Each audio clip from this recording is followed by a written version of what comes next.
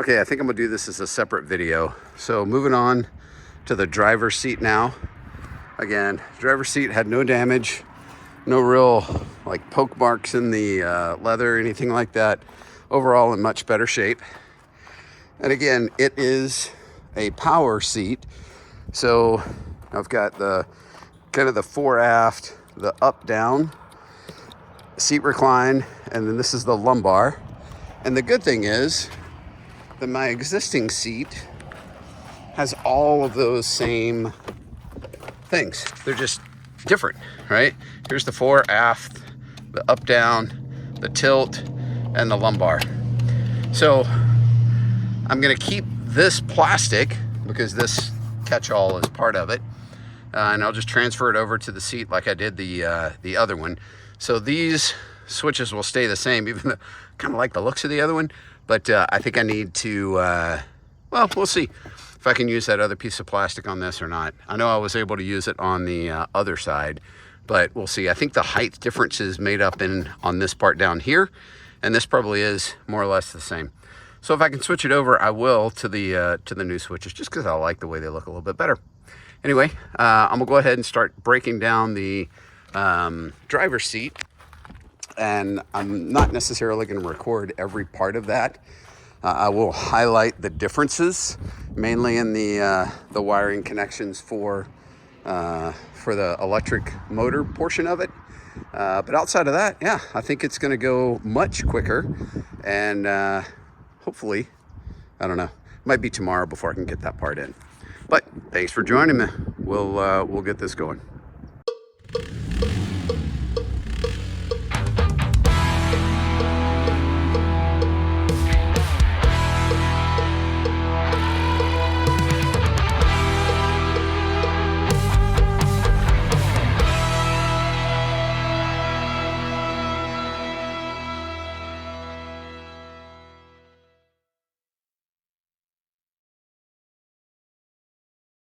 So one of the differences is obviously going to be removing these electric switches. And like I said, I hope to reuse them. So all I'm going to do is just take a small flathead screwdriver, slide it in from the bottom, and you just give it a little slight rotation, and they come right off. So there's really not much to it, more than that. And these will go inside as the switch, or as the panel is removed. And again, just don't force anything. They clearly come off pretty easily, so you shouldn't have to be working it too hard. Yeah, these are almost identical. So keeping straight, which is front, which is back. I'm a little bit more worried about this guy, but I think it'll just come off without having to remove this. So I'm gonna try and leave that for now as I continue to remove the plastic trim. The little trim on this side came off exactly as the other.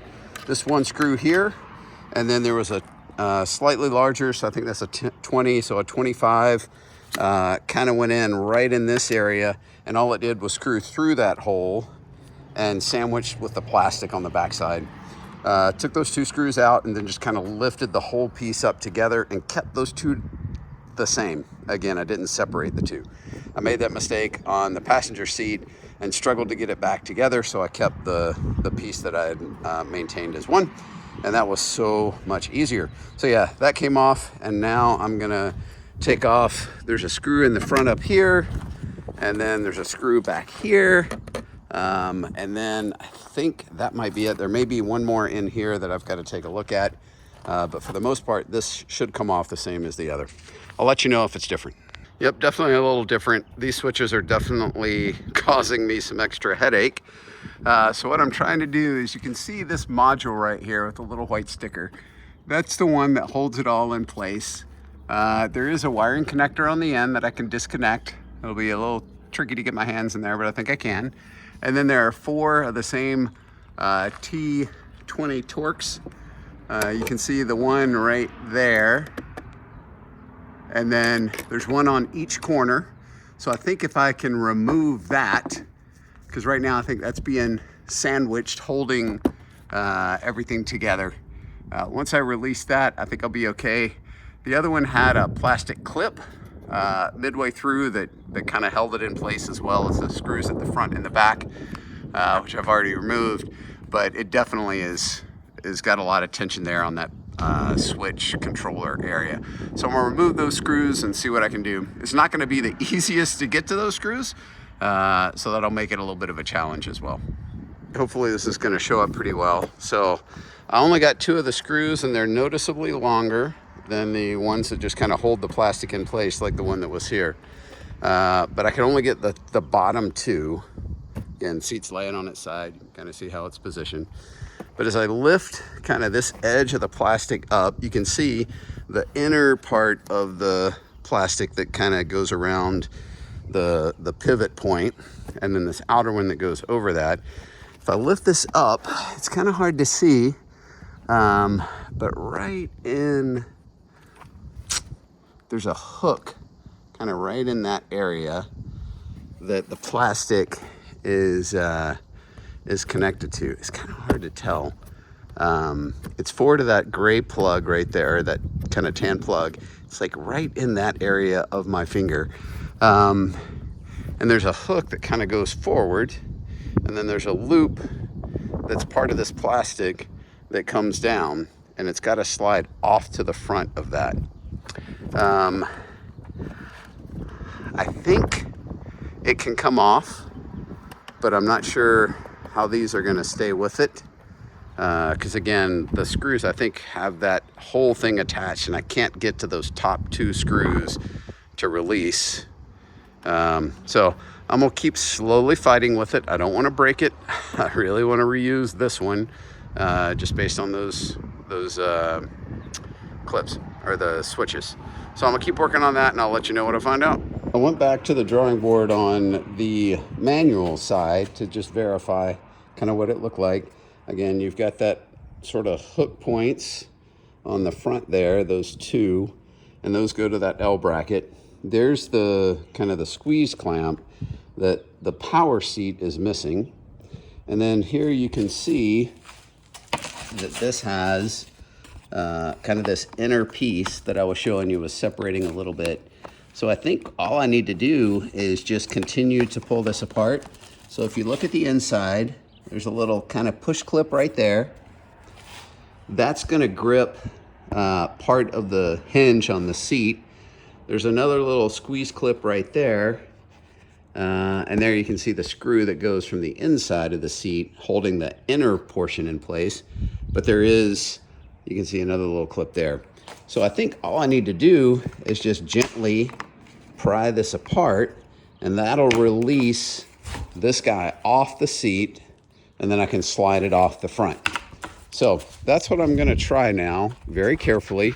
Again, I know I can lift this part up, so I think I just need to be a little bit more forceful than I was being, trusting that they're actually the same. I may use a screwdriver and just kind of help pry that off. And then once that gets up, I think the whole thing will just slide forward and come off, and then I can get to the wiring bundle. That actually worked out. I kind of pulled this up, and then I pushed it, or kind of pulled it back this way, and that released these initial clips right here. So now you can see all up inside there. Oh, look at that. I hadn't done that yet. So now that whole thing can come off. You can see the 2 screws that I was able to remove on the left side of that, but I couldn't really get to on the right side. And there's all the electronic motors and all that stuff. But that's pretty sweet. So I'll disconnect that big clip. I'll put the 2 screws back in and continue to keep working to disassemble. All right, glad that worked out the way it did. Just to get all this on film, this outer plastic, or the inner plastic part, once I remove the main panel, obviously that screw was already there. Let me bounce back so you can see this better. This screw comes across the front and screws in. Actually may not have done that right on the passenger seat. Well, I'm not worried about taking it all apart. I think it'll be fine. And then again, you got this silver T25, slightly bigger right there. And those are the 3 things that hold this guy in place. So I'm gonna take those off, kind of peel it out and around. You can see the material on the inside of it as it goes kind of back in place. But that'll give me freedom to continue. I'll take that L bracket off like I did on the others. and then I'll be able to remove the seat back. Just to show you kind of how this goes, just sort of lift up and then just rotate it around that metal clip right there because it goes over the top. And then this part just kind of fits down. You can sort of see right there, and it just slides out. There's the threads, the plastic threading from that silver screw, but that's how that part goes back together. Before I release these two, I need to disconnect the heater, seat heater, and these straps. So I'll disconnect the airbag connector. This bundle that goes, well, that's a much bigger bundle that goes up. Before that was just 2 wires. So I'll have to figure out what's going on there. That might be the lumbar adjustment. Anyway, I'll disconnect that. This, that'll go up into there. I'll release that over here.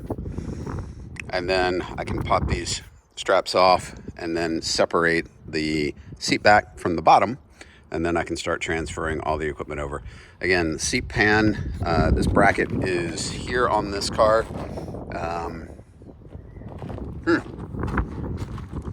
We'll have to see where it is on the driver's seat. Maybe it's in the same place. Again, the passenger seat, the original one had it on this plastic bracket, probably about right there, whereas the Focus had it right here, so we'll have to see. Again, I've disconnected this L bracket. The wiring harness does come over here through it. And again, the reason I disconnected the L bracket was just for easier access in here to the rivets and things like that. May or may not be necessary, but I just did it anyway because I did it last time. All right, I'm gonna remove all those, get the seat back open, and go ahead and take out the 2 big Torx bolts that hold the seat back together. And then I'll come back once I've got that part done. And just to keep the wiring straight, airbag bundle was clipped to that outside edge there, and then the middle of that one there, and then the other bundle that I believe is for the seat heater and the lumbar and all that, again attached to the outside edge of this clip, and then the middle of that one. So that's where these 2 wiring bundles were. And you can see they go up into the seat back itself. This is the bottom of the seat back, so there's nothing else attaching it. I can remove the bolts on each side and separate the 2. Got the seat base disconnected from the seat back. Again, I've got the 2 wiring clips are under here, and seat base is here. So it's kind of awkward keeping the seat in place as you work on these T50 Torx bolts. They're pretty stiff, not gonna lie. I'm just gonna keep threading them back in here. But once you've got that part done, seat base is easy to come apart. And then now the next step is just gonna be disconnecting the wiring and then switching everything over to the other seat, which I haven't even removed from the car yet. So that's gonna be the next step. Okay, just so I have everything on film where it currently is. Again, we had the 2 wiring connectors here for the airbag and for the wiring bundle that goes up into the seat back. So we know these are gonna come off and that'll release. Have to pop all these wiring connectors loose from where they currently are in order to reposition them. Again, this was up on the L bracket right here, and this went to all of the wiring for the switches on the seat. So here's the main seat connector. We'll pop that off. We'll see where that attaches, quite possibly right there on the new seat. Let's see, we've got the same rivets, the 4. We've got the same plastic kind of roller clip on each side. We've got the kind of plastic clip in the plastic seat panel. My guess is, oh, yep, there's that kind of alligator clip that we had before. This is the separate module. You can see it's clipped in the wide slots of that front one. This little guy is in the wide slot on that front one. This guy is on the outside edge, and again, that goes up to the airbag module. And then here, this is the one I probably didn't connect up the same as last time. You've got both clips, a round one and an oval one right here. and that kind of secures this all in place. This goes up and around. Again, that should be the module for the seat belt. And again, we've got this that goes up here. That clips in right there, as well as right here. This would clearly be the electric motor for sliding the seat forward and backwards. And we've got, looks like an extra, this wiring bundle right here that goes,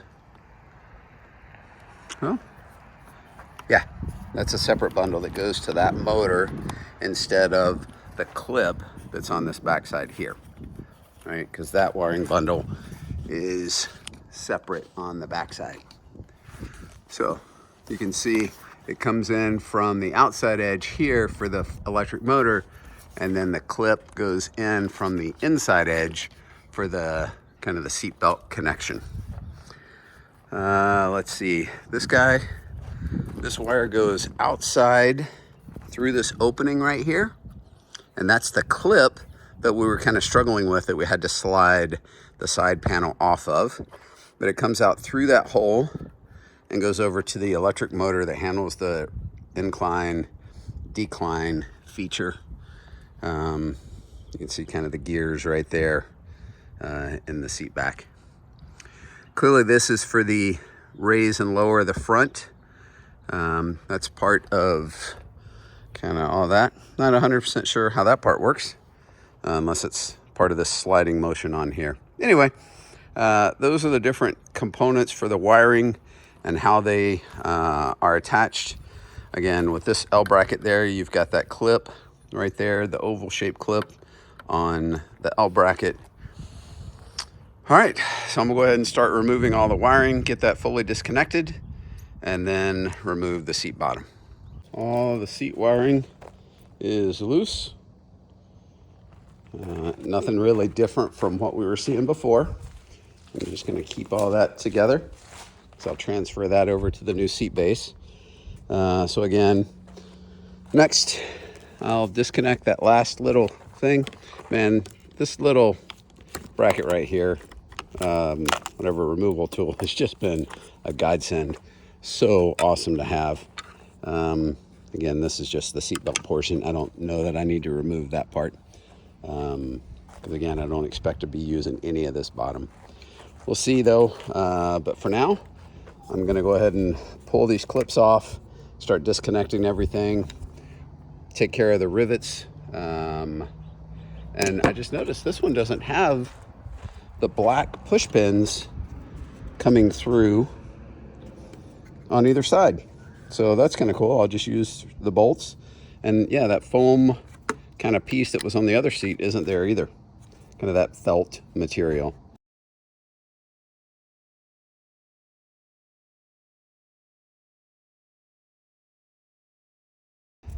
So this might even be even easier to transfer over. Again, you can see the clip for the plastic seat pan on each corner and how it comes up here, and the rivet, that rivet's barely holding on.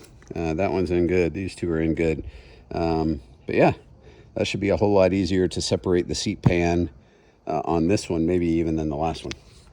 Again, same as before, I just took a screwdriver, sort of pushed up on the clip a little bit so I could work the screwdriver on the back side of this plastic underneath the clip on the inside, and then I just kind of pushed it. Sorry, it's focusing on the wrong part there, but I kind of pushed it down and forward, and then that clip just came off, slid it over a little bit so I could do the same thing on the inside of this one. From behind the plastic, catch this front lip here, kind of push it down and rotate it forward, pops right off. So again, you can see the foam, you can see the plastic that goes around the back bracket here. I know I've got to release that in order to release those two. And then the seat pan itself is going to be secured by these rivets. But the foam cushion, I believe I'll be able to get off. Well, probably not, because the pan's holding all of this together. So once I kind of get things off, I know I've got to pop that clip, this clip, and then work the front off. And really to do that, I got to get all these other parts separated. So I'm gonna take care of the rivets now, and then hopefully release the spring out so I can flip it over and remove the top piece. All 4 rivets are out. Use the same method as last time.